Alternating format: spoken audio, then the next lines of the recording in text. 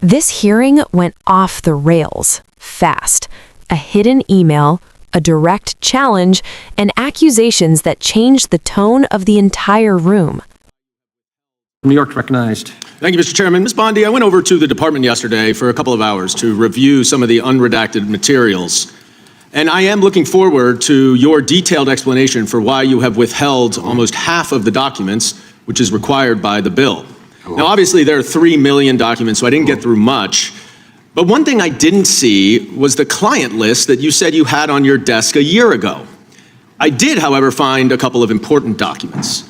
An 86-page prosecution memo from the Southern District of New York, and a draft indictment from Florida against Jeffrey Epstein's co-conspirators.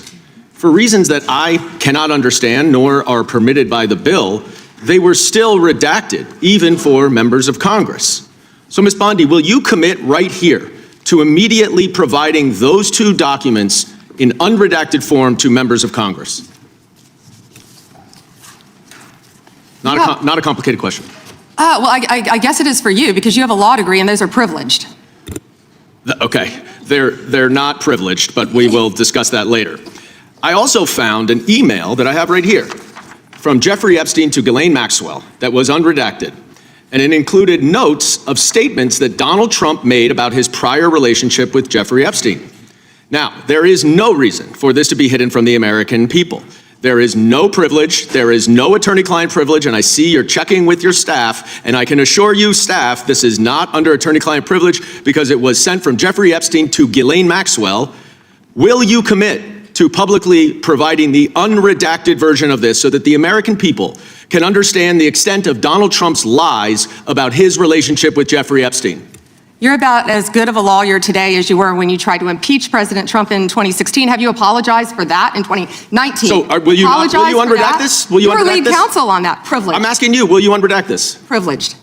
Privileged, of course. I look forward to discussing this more. Now, these are obviously improper redactions. And let me stop for a minute. I'm talking. If they're not privileged, quiet. Don't yell at me. If they're not Mr. Chairman, would you stop the clock? This is on your time. It's not on Mr. Goldman. If they're not Even though privileged, you used your improper redactions, you'll like my answer. to If we continue review them to and they're not protect privileged, Donald Time belongs to the we'll member. be happy to release them. Yeah, we'll stop the clock. We'll stop the clock. Time belongs to the member. Go ahead. even though you used improper redactions to protect Donald Trump and other predators associated with Jeffrey Epstein, you did the exact opposite thing with the survivors and victims of this scheme. So their identification information was really the only thing required to be redacted, and it was not. And it's clear this was not a mistake. This was not by accident. This was not because you only had 30 days when you really used 75, and that doesn't even include all the hours last March that you were redacting it. But I'll tell you why it's clear it wasn't a mistake. There is an email entitled Epstein Victim List. There are 32 names. One is redacted, 31 are not. So someone looked at it and decided to redact something. And I will tell you that that is clearly intentional to intimidate these survivors and victims. Now, in an interview last week— How will you tell me that's intentional? In an interview last week, Deputy Attorney General Todd Blanche— You can't go off script. —said that any victim that wants to speak with the department has done so, hopefully. Well, thanks to the incredibly brave people sitting here behind you, we can actually ask them if that's true. Now, with the survivors and victims who are here, please stand up one more time. Just by show of hands, how many of you or your loved ones actually have met with the Department of Justice and provided testimony and evidence? None. And of those of you who have not met, which is everyone, how many of you have reached out either individually or through a lawyer or representative to offer to provide testimony and evidence? All of them.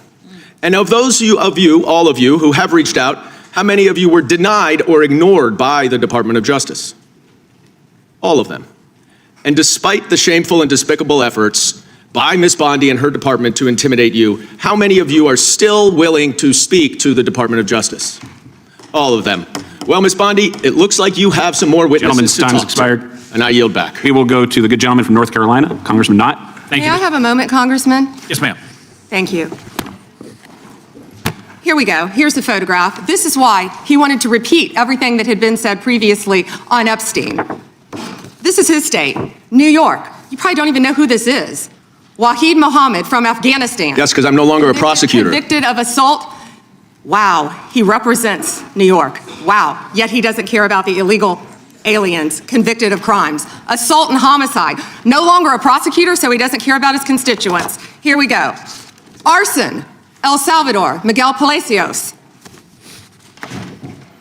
Fermin Flores Ramales, Mexico, rape.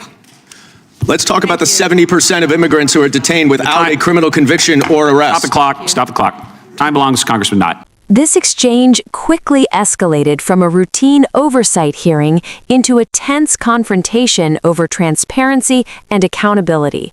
During the session, Dan Goldman pressed Pam Bondi on why a large portion of documents related to Jeffrey Epstein remain withheld or heavily redacted despite legal requirements for disclosure. Goldman pointed to key materials such as a prosecution memo and draft indictment, that could potentially shed light on Epstein's network, and questioned why even members of Congress could not access them in full. The turning point came when Goldman revealed he had seen an unredacted email from Jeffrey Epstein to Ghislaine Maxwell, which he claimed referenced statements about Donald Trump's past relationship with Epstein.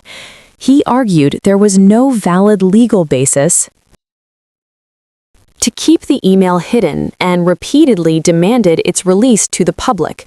Bondi, however, pushed back, dismissing the claim and maintaining that the material was privileged, sparking a back and forth that intensified the hearing.